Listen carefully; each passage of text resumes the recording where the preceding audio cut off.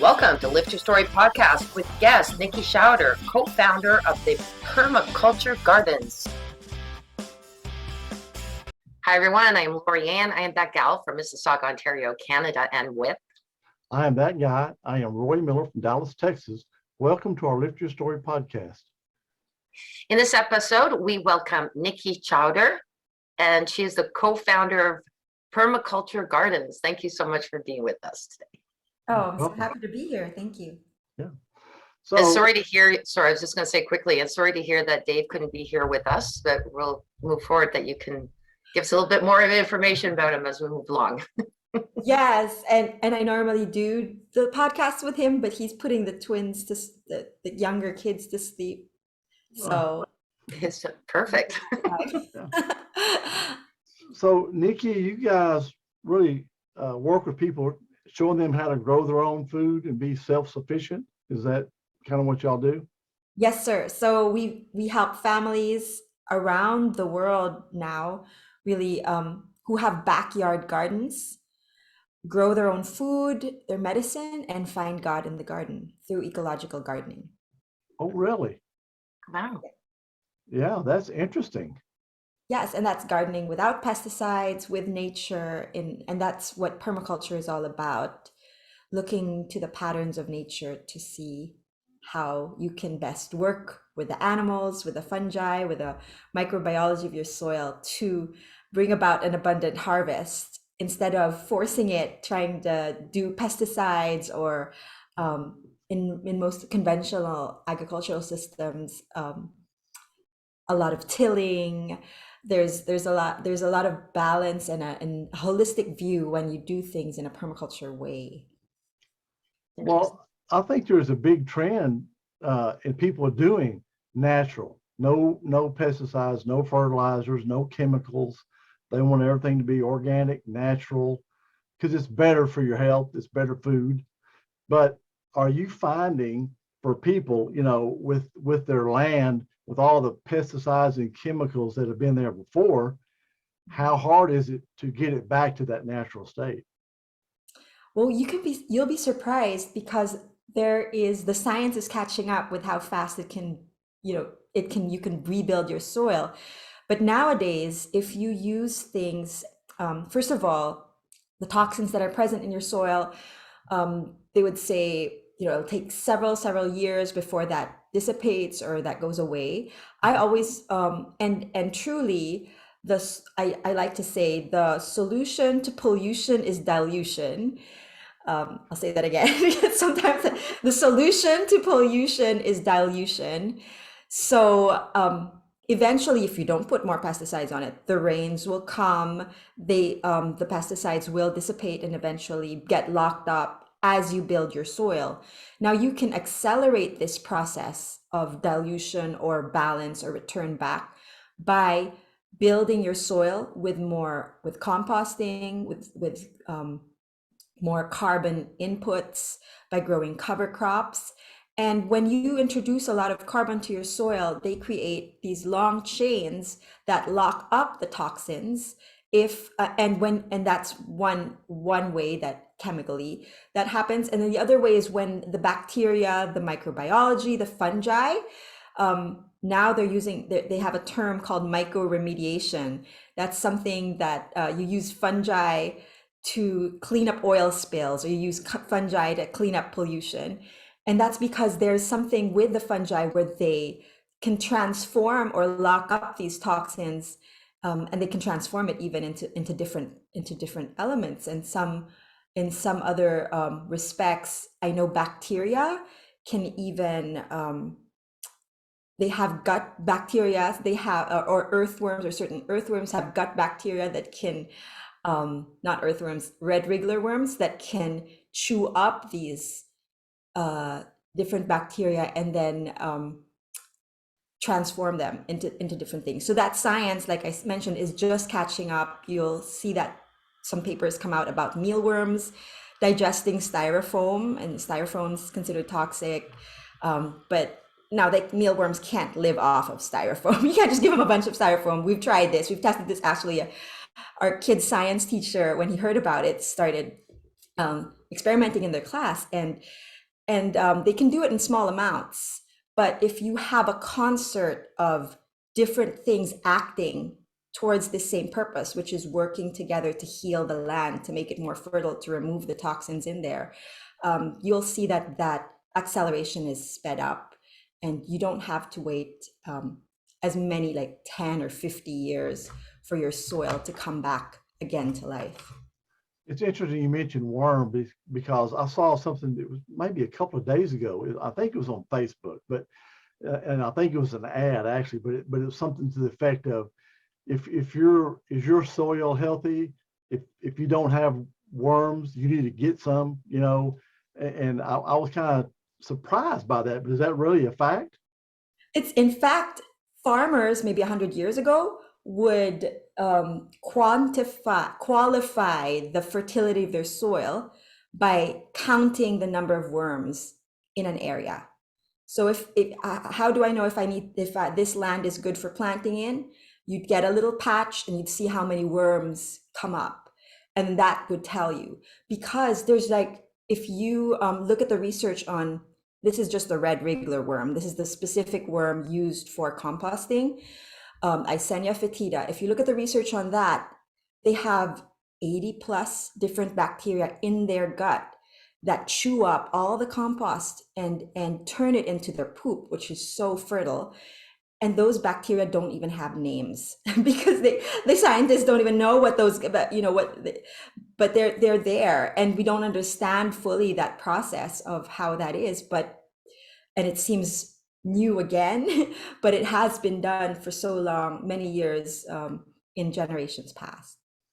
Is there a way for the novice person to test their soil? Yes. Now, there's different kinds of soil tests. There are different kinds of ways to test your soil. Yes, one of it is looking at what is the life in it already that you can see physically, but a lot of that life is also unseen. And so some people will take a little sample, and with a little training, we have done this ourselves. We have a microscope, and I'll take a little soil sample, fresh, and I'll put a Doppel on it, and I'll see how many moving objects do I find in one square of my soil sample. So that's one way. The other is like the physical way. pH strips, pH tests. You can have a pH meter that tests the acidity of the soil. Some people say 6.4 is the good is the best, like the optimum pH. I mean, anything for me, 6.4 to 7 is fine, but it depends on what you're growing. And some people, to get a really comprehensive study, is to send them into labs. So I've been, from what I've learned over the years, there's some labs that are better than others. The one that I like to recommend to my own garden clients is called Logan Labs, because they're moderately priced. And when the soil test results return on their just basic soil test analysis, they are categorized into the different elements. And for me, the elements and micro elements can tell me a lot about the quantity of the soil. Now, another soil lab, Dr. Elaine Ingham, Soil Food Web, she does the microbiology, where you see the number of good bacteria versus the number of bad bacteria, and somebody helps you analyze it. And that's a little bit pricier. But yeah, so those are my those are my tips for soil testing. I would say send it to a lab. And you were mentioning composting, because I remember back like in the 70s, composting was a big thing. I mean, people were in their backyards were having a compost pile. I mean, it was really huge. You know, I don't seem to hear that much about it anymore, but is it still a big deal? Oh yes, oh yes. We have, just in the past year, we just came back from a farming conference, a Virginia Biological Farming Conference, and all it was about was really soil, nutrient density of the foods, measuring the nutrient density of the foods, and how to create the soil that made that food. And mostly how you create that soil is through composting, through building up that soil again. So Composting, we do it 3 ways in our townhouse. It's definitely an in thing. I feel like there's a composting trend. There have been more composting books published by publishers like Chelsea Green in the last 10 years than maybe the 10 years prior. And we do it, we live in a tiny townhouse, 1/40th of an acre, and we grow 300 pounds of fresh vegetables and fruits every year. And we compost using red wriggler worms, like I mentioned. So there's that quality of compost, very high in bacteria, the good kind. And then we have another way that we use sort of like an Asian method called bokashi. And that's where the bones, when we compost outside, when we compost with the red wrigglers, we don't put things like citrus and meat and starch in there. But when we compost using this Asian method called bokashi, that's where all those bones and meats and starches and rice go in, and they're sort of fermented, like you would create a sauerkraut almost, but it's not to eat, but it's compost, and that's the first. It's the first stage, and the second stage is to put it out in your backyard directly, and that sort of feeds. It's like giving them probiotics in the form of this fermented compost that you just had in your it's an anaerobic process, meaning it doesn't have any air in it, whereas the red wriggler worms, they have to have air to live.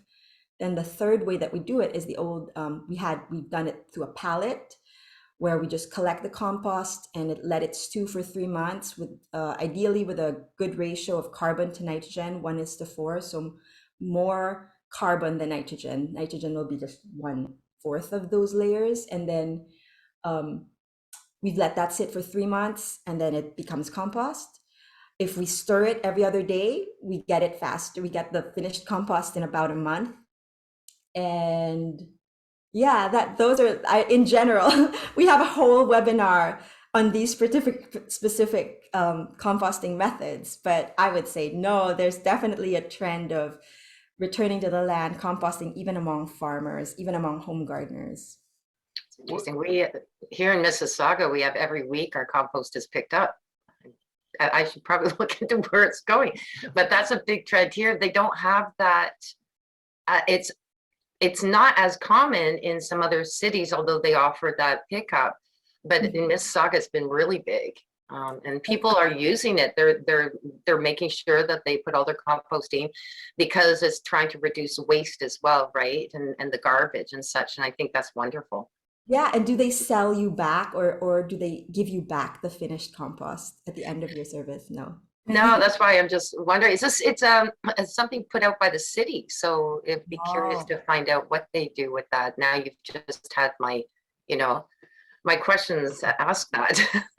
yes. And then the other thing too, I just don't want to forget to ask you, because you said food, but you also mentioned medicine. So at some point I'd love to hear about that, because I find that fascinating. Oh my goodness. So when my kids, instead of going, when they have fevers, instead of going directly to Tylenol, which there's certain studies linked to like liver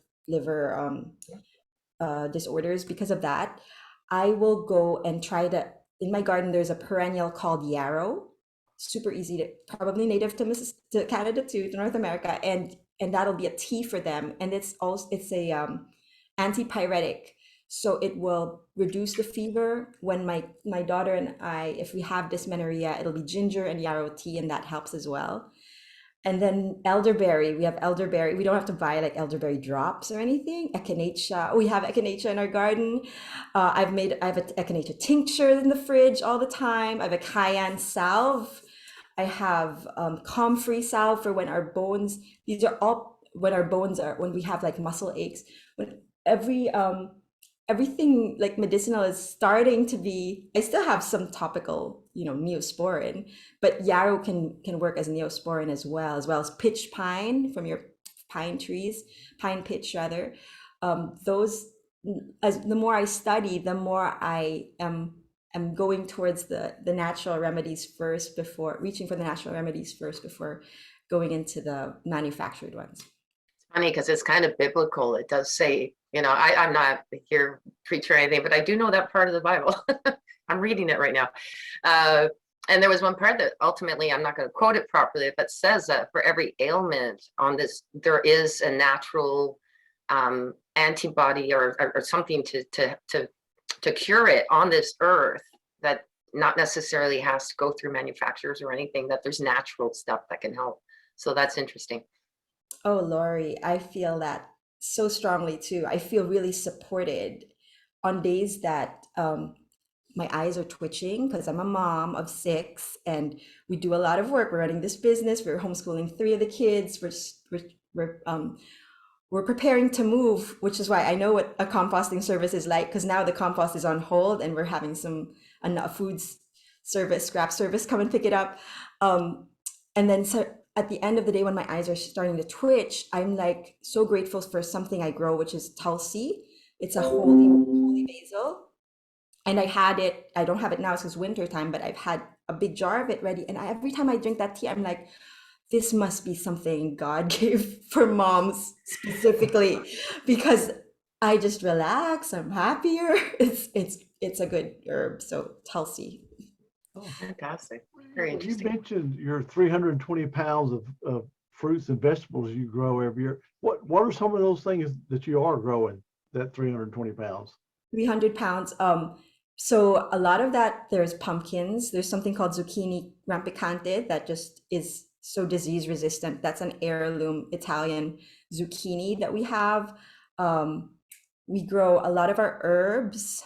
We grow blackberries, strawberries, something called a pawpaw, which is the largest Native American fruit, but it's not commercially viable because it bruises easily.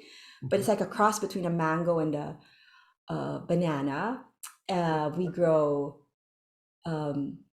tomatoes, of course, all eggplants. I guess our biggest harvest, onions. We grow our own onions. We'll grow our garlic. Sometimes half of the year, we can supply half of the year with our own garlic without going to the store because it keeps sweet potatoes, all sorts of things. It's a wide variety.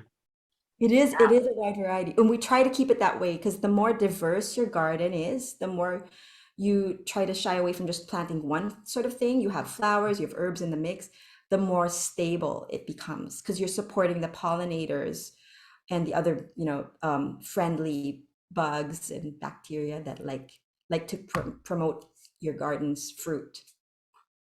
So I'm going to go back to the soil for a minute. Just say somebody has a raised garden bed, doesn't want to grow a few things.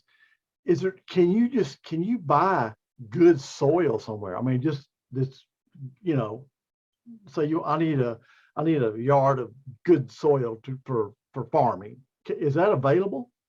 Well, you can start out with whatever you have. You can start out and say, initially, you have a delivery of topsoil, you have a delivery of compost, you layer. And what we like to recommend, and I have a blog on this, is lasagna gardening. The goal of permaculture gardening is eventually to be your own, to build your own soil. You don't have to get outward input to create your own compost. But initially, we don't start that way. We're always going towards that zero waste, that closed loop system. So yeah, you start with whatever topsoil you have. You try to hide. I usually will have a cardboard, all the Amazon boxes layered 6 inches on top of each other. Sort of what I meant is you kind of will layer them so that there's no gaps and no weeds come out, and that's your weed barrier. But underneath them, I'll stick in my kitchen scraps, and then the topsoil, and then the compost, and then maybe topsoil again. It's like a lasagna, basically. That Okay. you're, and the very top layer is something to cover the soil because we don't like soil that's bare because it'll get dry.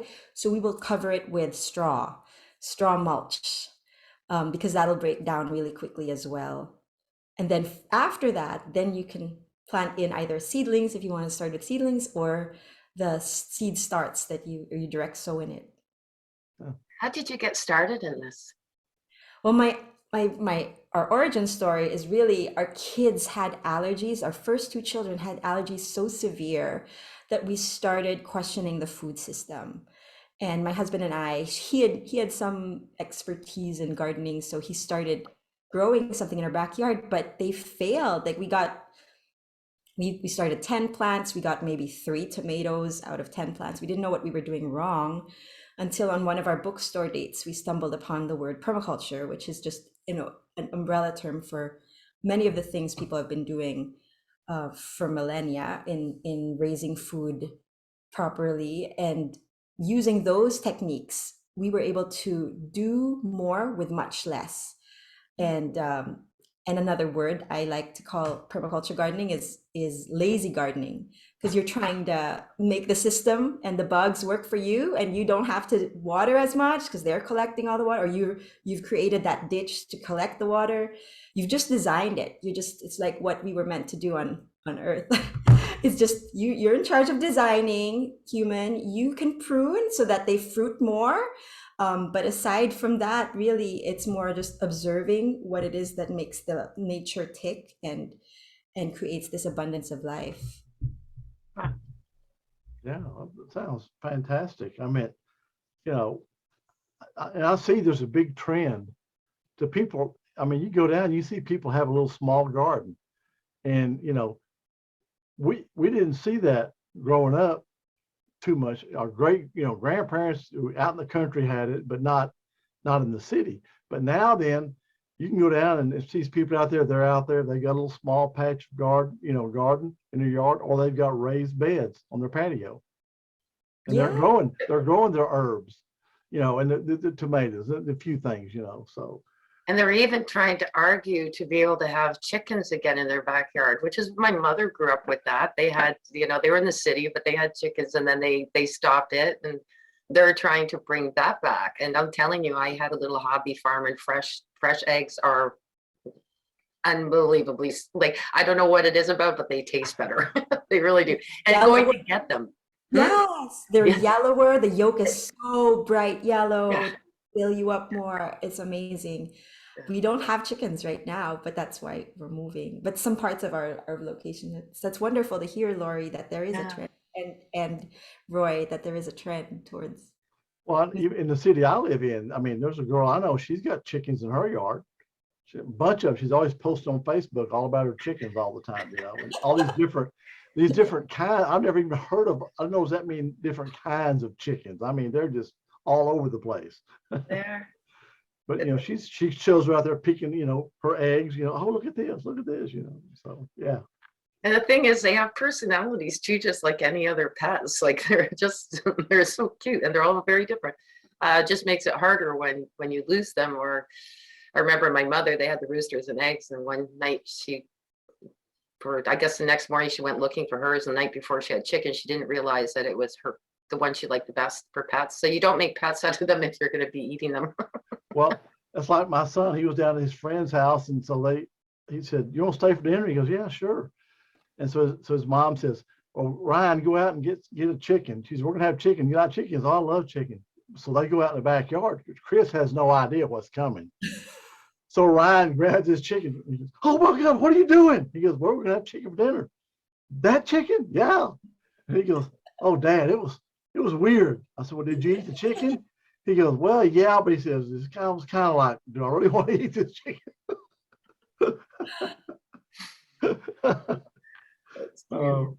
But anyway, yeah, well, this is really interesting. I mean, I didn't really know this much about gardening. I mean, like my wife, she could kill air ferns, so we don't have much live. I'm like your wife, but my mother is like, you give her a tiny little plant, and within 6 months, there's like 20 of them and big things everywhere. You go, where? Like, why did you give me that green thumb?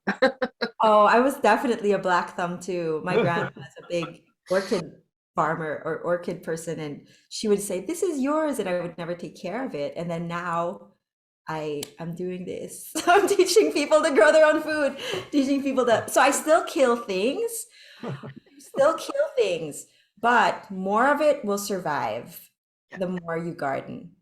So I encourage you both to, if you're interested in anything garden wise, check out our growmyownfood.com website.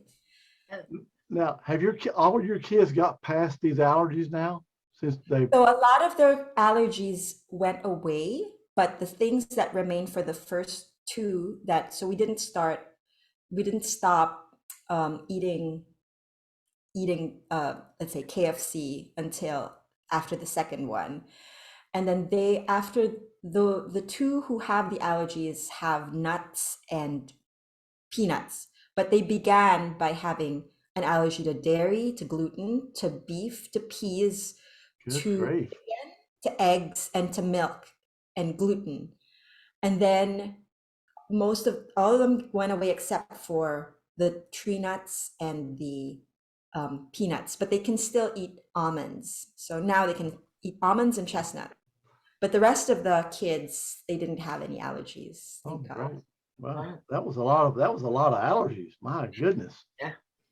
It was definitely like a second job trying to learn that Yeah. 16 years ago when there was no allergy-free cookbook or gluten-free, easy to buy things in the market. Yeah. Yeah. Well, so Nikki, how can our listeners reach out to you? Well, definitely check out we have educational webinars on permaculture gardening every month, sometimes twice a month. Our website is growmyownfood.com. We are Permaculture Gardens. You can check us out there, and I hope to see you on one of our and interact with you in one of our webinars. Oh, Thank you. Thank you so much for this information. It was just wonderful. Thank you. Oh, likewise, it was such a joy speaking to you. Thank you so much for having me. okay. Well, thank you. It was a pleasure to meet you. Take care. Bye-bye.